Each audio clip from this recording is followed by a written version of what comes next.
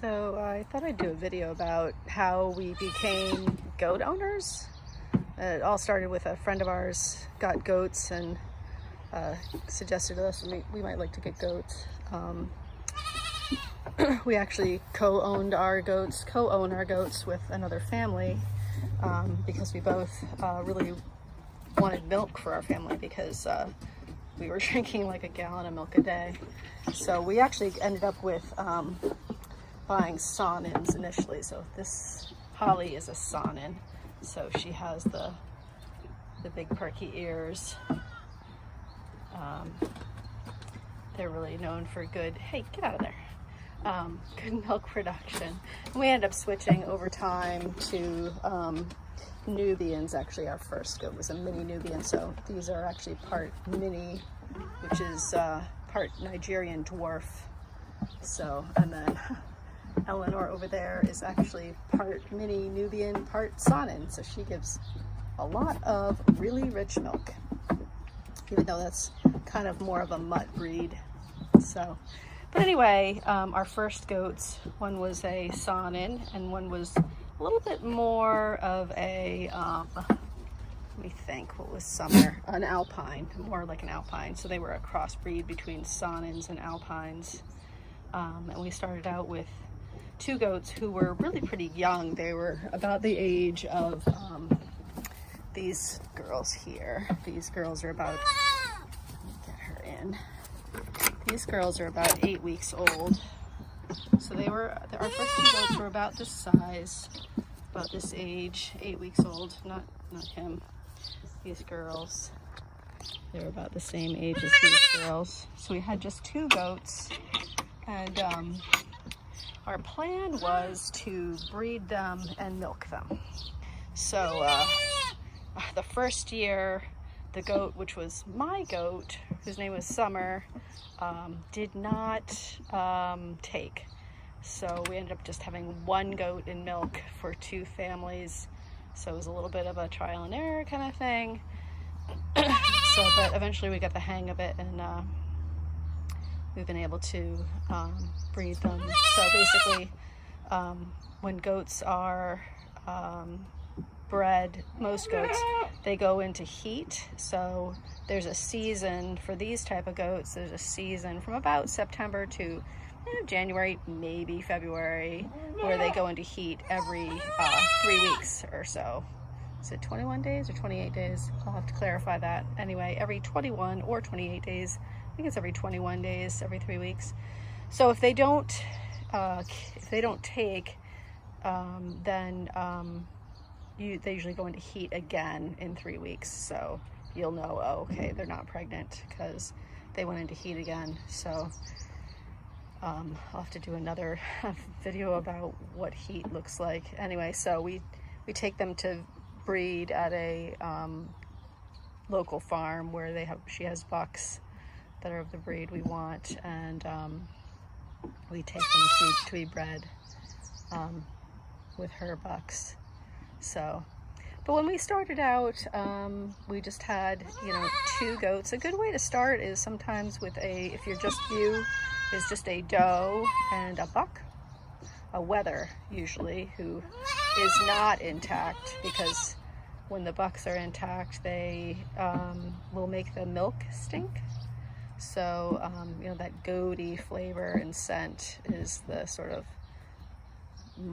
musky smell of a male goat. So we don't usually have any males on the property except for these little guys here. So we'll sell them, we'll wether them soon, and then we'll sell them to people on Craigslist probably. And then we'll only have girls on the farm.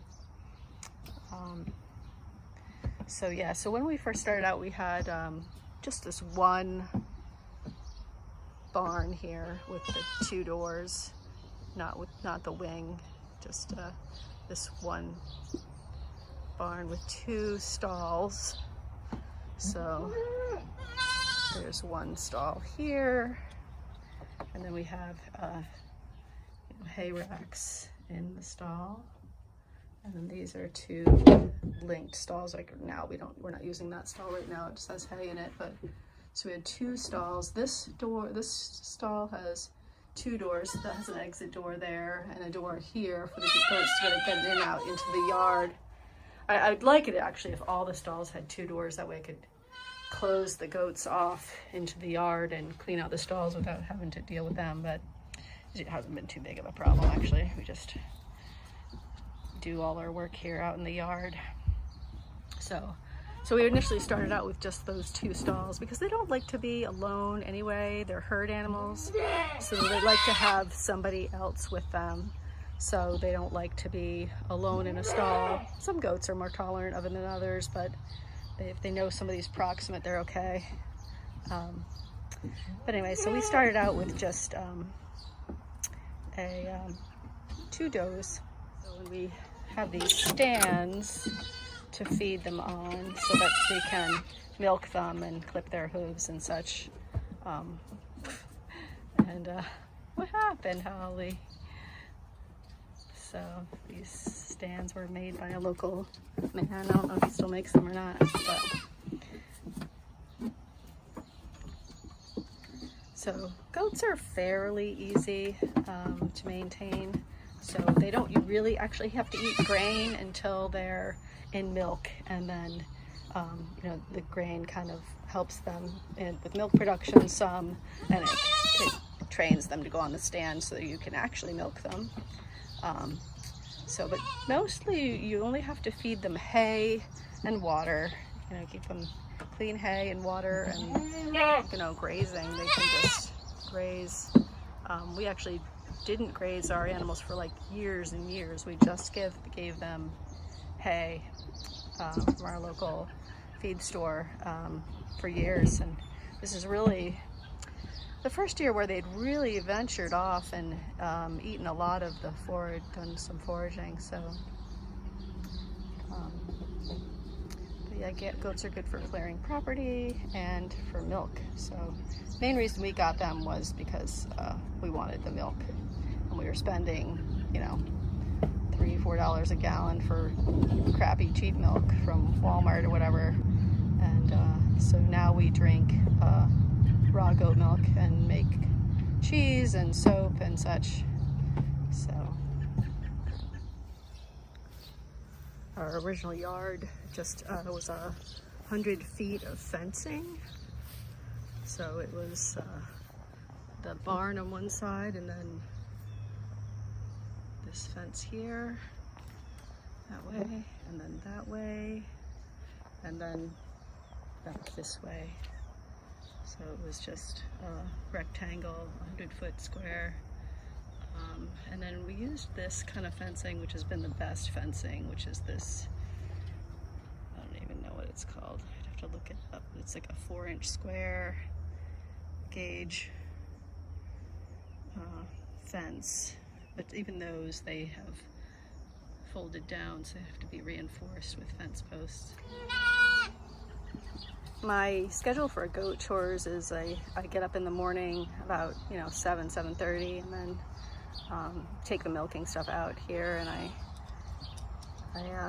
feed the goats and milk them every day. And then when the babies are gone, I will also need to milk the mothers in the evening.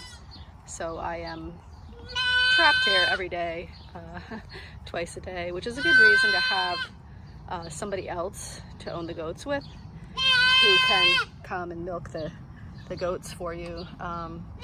So I actually don't, I really mind it. I really like the regularity of it. It's a very peaceful thing to do, to be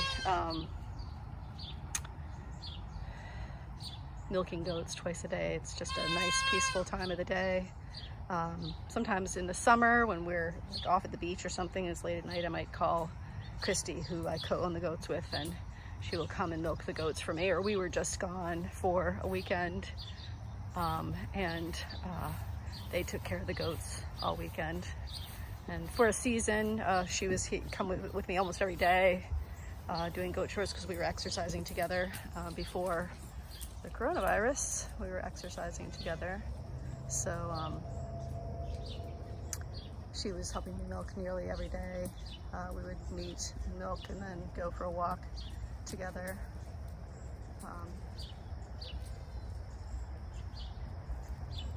So it's nice to have somebody that you can call up and say, hey, can you go milk the goats? Or I'm not feeling well this morning, although I don't think I've ever called her to say I wasn't feeling well, ever. Which is pretty astounding since we've been doing this together for 12 years. Wow, these guys are really going far here.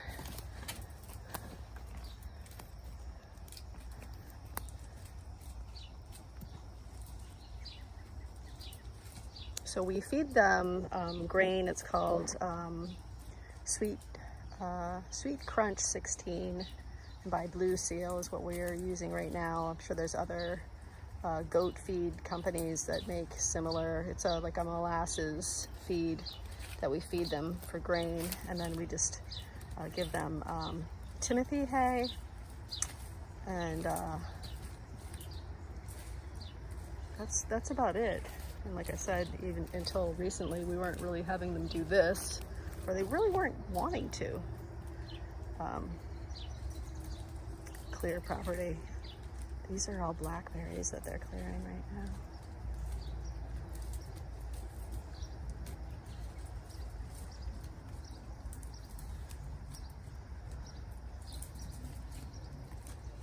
So some other things you have to do to maintain them is to clip their hooves, which I'll have to do a video of hoof trimming sometime.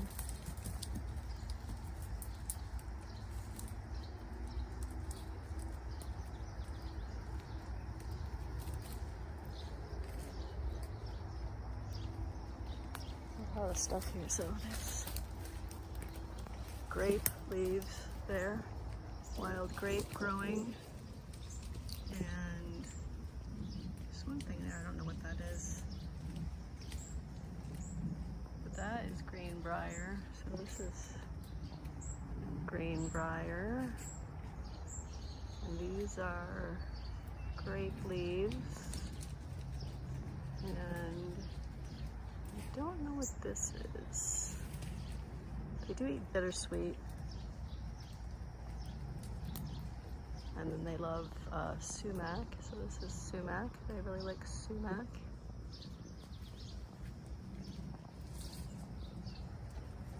And they're eating these blackberries. The blackberries right there. Nearly decimated this particular spine there. There is a stream pretty far down there.